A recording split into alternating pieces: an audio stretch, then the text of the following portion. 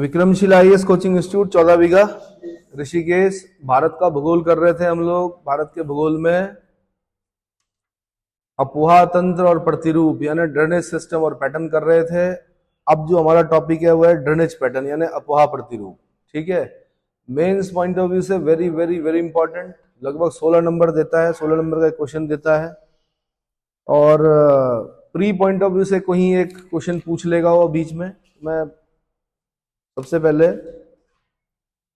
अपोहा प्रतिरूप drainage pattern में diagram देखने हैं आपने, क्योंकि जब आप इस क्वेश्चन को करेंगे तो आपको डायग्राम बनाने आने चाहिए। जैसे वृक्षाकार अपोहा प्रतिरूप का डायग्राम कैसे होता है, जालायित प्रवाह प्रतिरूप कैसा होता है, आयताकार प्रवाह प्रतिरूप कैसा होता है, हेरिंग बोन प्रवाह प्रतिरूप कैसा होता है, अरीय अपोहा प्रतिरूप कैसा होता है, समानांतर अपोहा प्रतिरूप। उनके सबसे पहले क्या चित्र देख लीजिए। जैसे हेरिंग वाला है ना, तो हेरिंग एक मछली होती है। क्या होती है?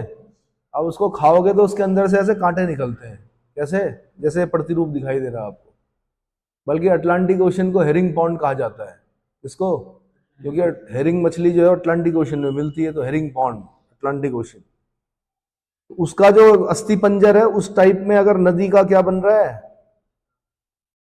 प्रतिरूप बन रहा है, तो उसको बोलते हैं हेरिंग बोन प्रवाह प्रतिरूप। ऐसे ही मैं बोल रहा हूं अरीय अपोहा प्रतिरूप। ये प्री के क्वेश्चन होते हैं ऐसे।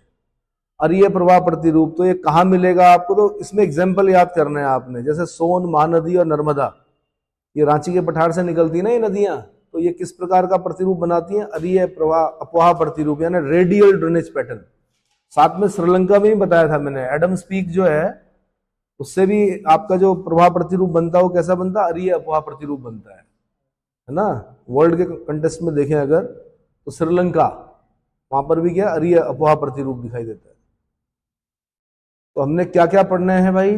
तो पूर्वानुवर्ती अपोहा प्रतिरूप यानी एंटीसीडेंट ड्रेनेज पैटर्न पढ़ना है। अध्यारोपित अपोहा प्रतिरूप यानी सुपर इम्पोज ड्रेनेज पैटर्न पढ़ना है। वृक्षाकार अपोहा प्रतिरूप यानी डेंड्रेटिक ड्रेनेज पैटर्न पढ़ना है। आयताकार प्रतिरूप यानी रेक्टेंगुलर ड्रेनेज पैटर्न। अरीय अपोहा प्रतिरूप यानी रेडियल ड्रेनेज पैटर्न। जालायित अपोहा प्रतिरूप यानी ट्रेलिस ड्रेनेज पैटर्न। समानांतर अपोहा प्रतिरूप यानी पैरेलल ड्रेनेज पैटर्न। अंतःस्थलीय अपोहा यानी इनलैंड ड्रेनेज पैटर्न। अनुवर्ती अपोहा प्रतिरूप यानी कॉन्सिक्वेंट ड्रेनेज पैटर्न। परवर्ती अपोहा प्रतिरूप यानी सब्सिक्वेंट ड्रेनेज पैटर्न। क्रमहीन अपोहा प्रतिरूप यानी इनसिक्वेंट ड्रेनेज पैटर्न। खंडित अपोहा प्रतिरूप यानी इंटरमिटेंट ड्रेनेज पैटर्न। मालाकार अपोहा प्रतिरूप यानी ब्रेडेड ड्रेनेज पैटर्न। और हेरिंग अस्थि अपोहा प्रतिरूप, हेरिंग बोन अपोहा प्रतिरूप ड्रेनेज पैटर्न। रिब पैटर्न भी बोलते हैं इसको, पसली प्रतिरूप। ये बड़ा, सबसे पहले जब आप इसको तैयार कर रहे होंगे, पहले ये जो मैंने आपको 14 हेडिंग्स बताई, पहले इनको याद कीजिएगा। कभी कभी इतने से ही काम चल जाता है। क्या चल जाता है? क्योंकि अगर उसने छोटा क्वेश्चन बताया कितने प्रतिरूप, तो आपने ये प्रतिरूप सारे क्या करने, सिर्फ नाम लिख दीजिए, हल्के फुल्के कुछ 2 4 5 चित्र बना दीजिए, उतने में नंबर मिल जाता है। 8 नंबर का अगर क्वेश्चन देता है तो ठीक है। 16 में देगा तो पूरा लिखना पड़ता है। उसमें भी जितना मैं ज्यादा बता रहा हूं, आपने कटिंग करके 250 शब्दों में लिखना है। अपोहा प्रतिरूप, किसी नदी की रेखीय स्वरूप को प्रवाह रेखा यानी ड्रेनेज लाइन कहते हैं। ड्रेनेज लाइन की डेफिनेशन पता होनी चाहिए। ऐसे ही प्रवाह रेखा जाल की डेफिनेशन याद होनी चाहिए। तो एक एक लाइन की है ये डेफिनेशन। किसी नदी के रेखीय स्वरूप को प्रवाह रेखा यानी ड्रेनेज लाइन कहते हैं। कई रेखाओं के योग को प्रवाह रेखा जाल यानी ड्रेनेज नेटवर्क कहते हैं। किसी नदी बेसिन में प्रवाह रेखा जाल के दृश्य स्वरूप को प्रवाह प्रतिरूप यानी ड्रेनेज पैटर्न कहते हैं। तो अब आपको क्या करना है कि ड्रेनेज पैटर्न की डेफिनेशन देने के लिए सबसे पहले प्रवाह रेखा, फिर प्रवाह रेखा जाल, और फिर आपको क्या लिखना है? प्रवाह प्रतिरूप। समझ में आ गया? जैसे वृक्षाकार प्रवाह प्रतिरूप, समानांतर प्रवाह प्रतिरूप। विभिन्न प्रवाह बेसिन जो एक सागर में गिरती है एक प्रवाह तंत्र यानी ड्रेनेज सिस्टम कहलाती है। जैसे भारत में बंगाल की खाड़ी प्रवाह तंत्र और अरब सागरीय प्रवाह तंत्र। अरब सागरीय प्रवाह तंत्र। भारत में भौगोलिक उच्चावचीय विषमताओं के कारण कुछ प्रवाह प्रतिरूप पाए जाते हैं। जैसे सबसे पहले है पूर्वानुवर्ती अपोहा प्रतिरूप यानी एंटीसीडेंट ड्रेनेज पैटर्न। तो सबसे पहले पता होना चाहिए पूर्वानुवर्ती यानी एंटीसीडेंट रिवर्स कौन सी होती हैं। तो पूर्वानुवर्ती नदियां वे जल धाराएं हैं जो कि स्थल खंड में उत्थान होने पर भी अपने पहले मार्ग को ही अपनाती हैं। जैसे सिंधु, गंगा, ब्रह्मपुत्र, सतलज, तीस्ता, घग्गर, काली, गंडक। अब मैंने आपको बताया था ग्रेटर हिमालय के लिए कौन एंटीसीडेंट है, मिडिल हिमालय के लिए कौन एंटीसीडेंट है और शिवालिक के लिए कौन एंटीसीडेंट है। यहां पर ओवरऑल एंटीसीडेंट के बारे में बात कर रहे हैं हम लोग। क्या? जो एंटीसीडेंट है, यानी जो पहले से बह रही थी, उत्थान हो रहा था, उसको वो काट रही थी, अपने प्रवाह मार्ग को उन्होंने परिवर्तित नहीं किया। तो मैंने बता दिया कि सिंधु, गंगा, ब्रह्मपुत्र, सतलज, तीस्ता, घाघरा, काली, गंडक पूर्वानुवर्ती नदियां वे जलधाराएं हैं जो कि स्थल खंड में उत्थान होने से पहले भी उत्थान होने पर भी अपने पहले मार्ग को ही अपनाती हैं। हिमालय के उत्थान के पूर्व भी ये नदियां विद्यमान थी। इस अफवाह प्रतिरूप की नदियों द्वारा सरिता अपहरण के भी उदाहरण प्रस्तुत किए जाते हैं। सरिता अपहरण, सरिता अपहरण। अच्छा, ब्रह्मपुत्र है, ब्रह्मपुत्र ने क्या किया? अपना मार्ग परिवर्तन किया है। इंडो ब्रह्मा रिवर बोलते थे पहले ब्रह्मपुत्र को। उसने कल बताया था मैंने आपको, क्या हुआ था ऐसा? अरे बीच में कौन आया था भाई? हाँ, अरावली दिल्ली कटक के उत्थान के कारण उसने क्या किया? उस तरफ को बहने लग गई। चलो अगला, अध्यारोपित अफवाह प्रतिरूप यानी सुपर इम्पोज ड्रेनेज पैटर्न। इस प्रतिरूप में नदियां अपने ऊपरी संरचना में निर्मित घाटियों का आरोपण निचली संरचना में करती हैं, चाहे वह किसी भी प्रकार की संरचना क्यों ना हो। दामोदर, सोन, सुवर्णरेखा, चंबल तथा बनास, गोदावरी, कृष्णा, नर्मदा, ताप्ती आदि इन नदियों के क्षेत्र में वृहत हिमालय की उत्पत्ति के पश्चात क्रेटेशियस तथा इयोसीन काल में ज्वालामुखी का दरारी उद्भेदन हुआ, जिससे निकला लावा नदी घाटियों में भर गया। वर्षा का जल पुनः इस निक्षिप्त बेसाल्ट को अपरदित कर नदियों की पुरानी घाटी को प्राप्त कर लिया। इसे ही अध्यारोपित नदी कहा जाता है, सुपर इम्पोज रिवर कहा जाता है। ये समझ में आया मैं क्या बताना चाह रहा हूं? नीचे वाला जो पार्ट है दक्कन वाला, वहां पर दरारी उद्भेदन हुआ। ज्वालामुखी क्रियाएं दो प्रकार की होती है, एक शांत प्रकार, एक विस्फोटक प्रकार। विस्फोटक आपने देखा होगा, ज्वालामुखी का क्या मुंह जो होता है वो फटता है और उसमें से क्या पॉइजनस गैसेस, लावा, मैग्मा जो भी वो सब निकलता है, बहता है, पायरोक्लास्टिक फ्लो। एक होता है दरार पड़ती है, दरार से लावा क्या होता रहता है। अब जब दक्कन वाला जो पार्ट है उसमें दरारी उद्भेदन हुआ, लावा जब बिछा तो कई कई किलोमीटर तक बिछा, 3-3, 4-4 किलोमीटर तक लावा बिछा हुआ है। कहाँ? उस भूमि में। तो जो नदियां रही होंगी पहले की, उसमें भी क्या हो गया, वो नदियों के ऊपर क्या हो गया, जो मार्ग थे उनके उस पर लावा बिछ गया, वो मार्ग बंद हो गया। उसके ऊपर फिर नदी बही, फिर उसने काटा और फिर वहीं तक पहुंच गई जहां पर क्या पहले थी। उसको बोल रहे हैं अध्यारोपित अफवाह प्रतिरूप। समझ में आया? यही बताना चाह रहे हैं कि इन नदियों के क्षेत्र में वृहद हिमालय की उत्पत्ति के पश्चात क्रेटेशियस तथा इयोसीन काल में ज्वालामुखी का दरारी उद्भेदन हुआ, जिससे निकला लावा नदी घाटियों में भर गया। वर्षा का जल पुनः इस निक्षिप्त बेसाल्ट को अपरदित कर नदी की पुरानी घाटी को प्राप्त कर लिया।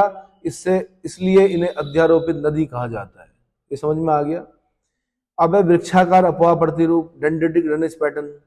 इस प्रतिरूप में क्षेत्र की एक प्रमुख जलधारा होती है और उसकी शाखाएं सभी दिशाओं से आकर मुख्य धारा में मिल जाती है। जिस तरह वृक्ष की छोटी छोटी शाखाएं बड़ी शाखा में मिलती हैं, इस प्रतिरूप का विकास प्रमुख रूप से सपाट तथा चौरस भागों में होता है, जैसे गंगा, गोदावरी तथा कृष्णा।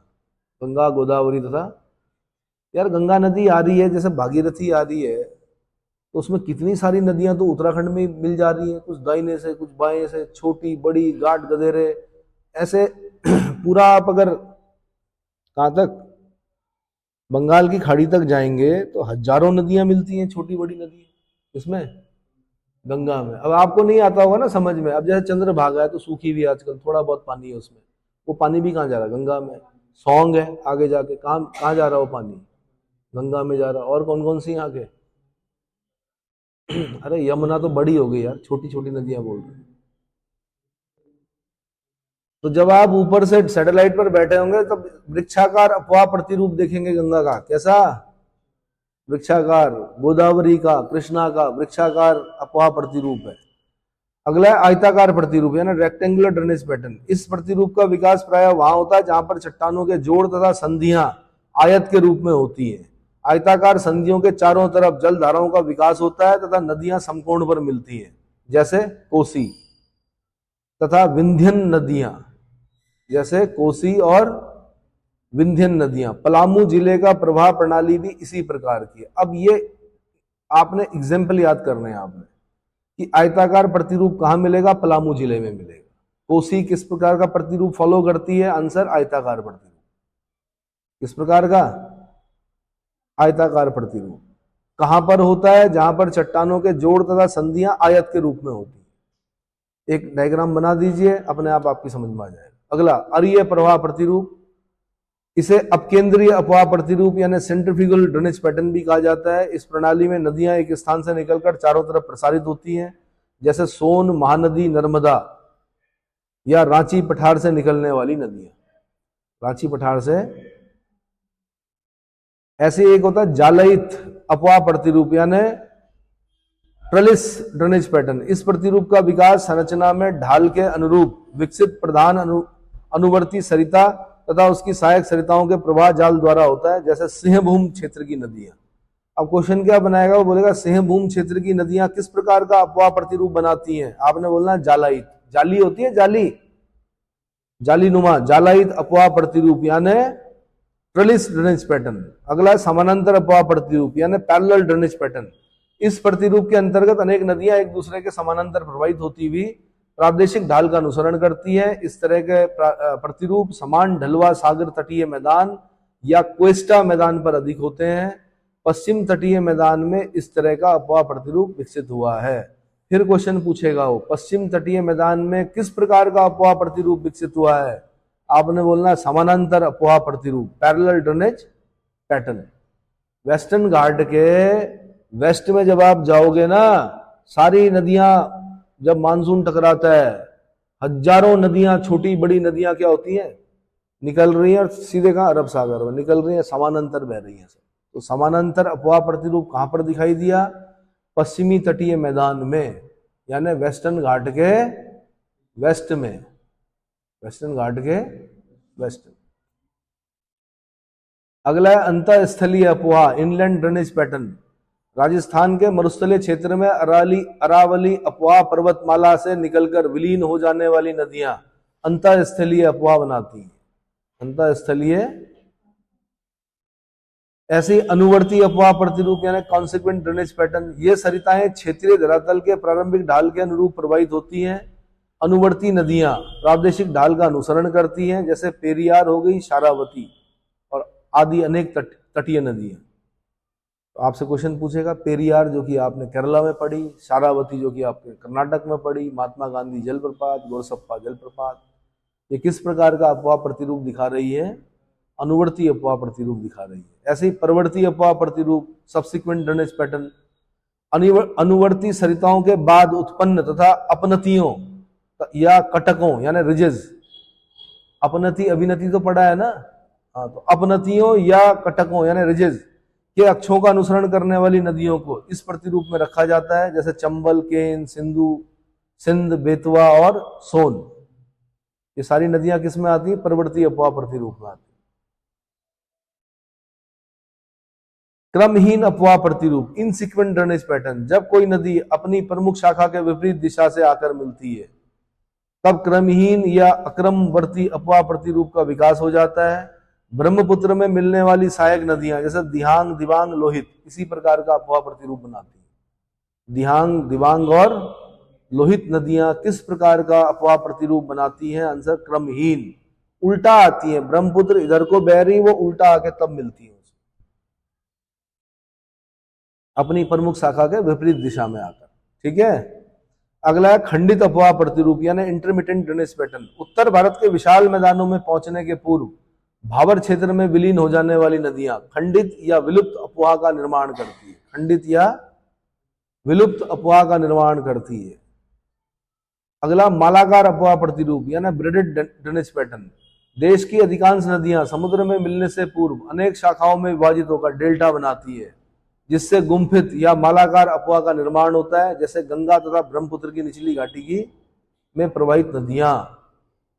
ऐसे ही हेरिंग अस्थि अपवाह प्रतिरूप, यह अपवाह प्रतिरूप जो पसली प्रतिरूप यानी रिप पैटर्न के नाम से भी जाना जाता है, इसका विकास तेज ढाल वाली पर्वत श्रेणियों के मध्य विस्तृत चौड़ी घाटियों वाले भागों में होता है।